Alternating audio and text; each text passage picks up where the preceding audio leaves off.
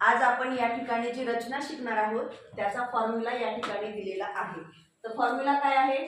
Subject plus am is are plus V4 plus object. ठीक आहे. तर या ठिकाणी या फॉर्म्युला जो दिलेला आहे त्याचा अर्थ काय होत असतो? वाक्यातील कर्ता काहीतरी करीत आहे. वाक्यातील कर्ता काहीतरी करत आहे. आता या ठिकाणी मी तुमच्या समोर काय करत आहे? शिकवत आहे. ठीक आहे. तुम्ही काय करत आहात? शिकत आहात. इंग्रजी शिकत आहात. तर या ठिकाणी बघा आता आय हा कर्ता घेतला आपण. आय म्हणजे मी. त्यानंतर आयच्या पुढे एम इज आर. कोणतं हेल्पिंग वर्ब येतं आपल्याला माहित आहे. काय येतं? एम. आणि या ठिकाणी गो म्हणजे जाणे. पण गोचं काय करावं लागतं? V4 करावं लागतं. गोचं V4 काय केलं आपण? Going. I am going to Mumbai. To Mumbai म्हणजे क्रियापदाच्या नंतरचा जो काही राहिलेला भाग असतो, V4 च्या नंतरचा जो काही भाग असतो तो असतो वाक्यातला ऑब्जेक्ट. मग I am going to Mumbai म्हणजे मी मुंबईला जात आहे. ठीक आहे. मी मुंबईला जात आहे. आता तुम्हाला हेच वाक्य म्हणायचंय की ती मुंबईला जात आहे. कोणती तरी एक मुलगी आहे आणि ती मुंबईला जात आहे. तर कोण सांगेल?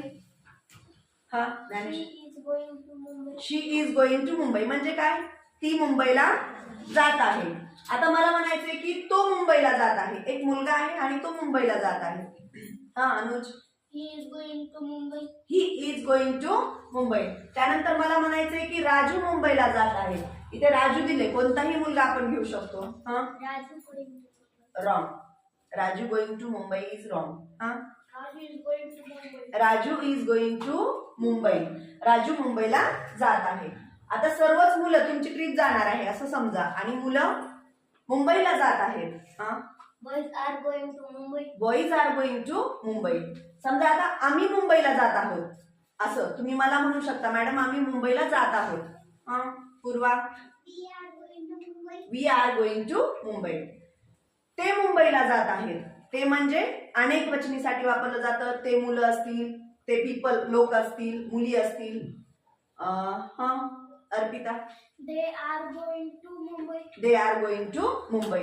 तर अशा पद्धतीने तुम्हाला काय करायचंय? आपण जेवढे आईचे वाक्य बनवलेले आहेत, ठीक आहे, तेवढे वाक्य तुम्हाला she, he, Raju, boys, we, they, त्यानंतर यू. यू म्हणजे काय असतं? तू.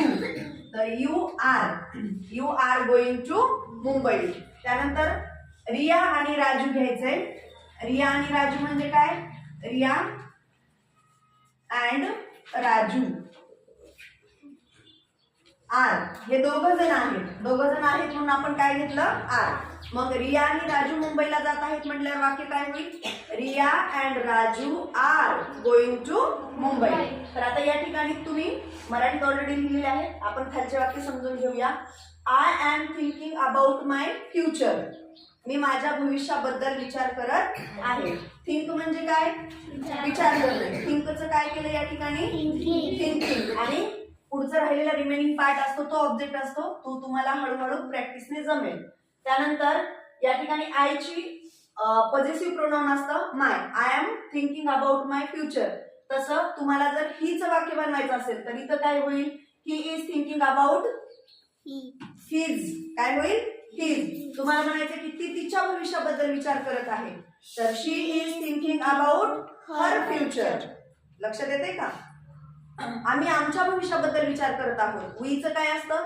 Positive pronoun our. We are thinking about our future. Our म्हणजे आमच्या. आवर येते या ठिकाणी वीची पॉझिटिव्ह प्रोनाउन. आता हे वाक्य पाहूया. I am teaching English subject. Teach म्हणजे शिकवणे. टीचला ING लावलं. मी इंग्रजी सब्जेक्ट शिकवत आहे. I am watching English movie. I am watch म्हणजे पाहणे. वॉचला काय केलं? ING लावलं. मी इंग्रजी मूवी किंवा चित्रपट पाहत आहे. I am making bread. Make म्हणजे बनवणे. मेकला काय केलं? ING लावलं. आय एम मेकिंग ब्रेड म्हणजे मी भाकरी बनवत आहे. I am asking address. Ask म्हणजे विचारणे. तर मी पत्ता, ऍड्रेस म्हणजे पत्ता, मी पत्ता विचारत आहे.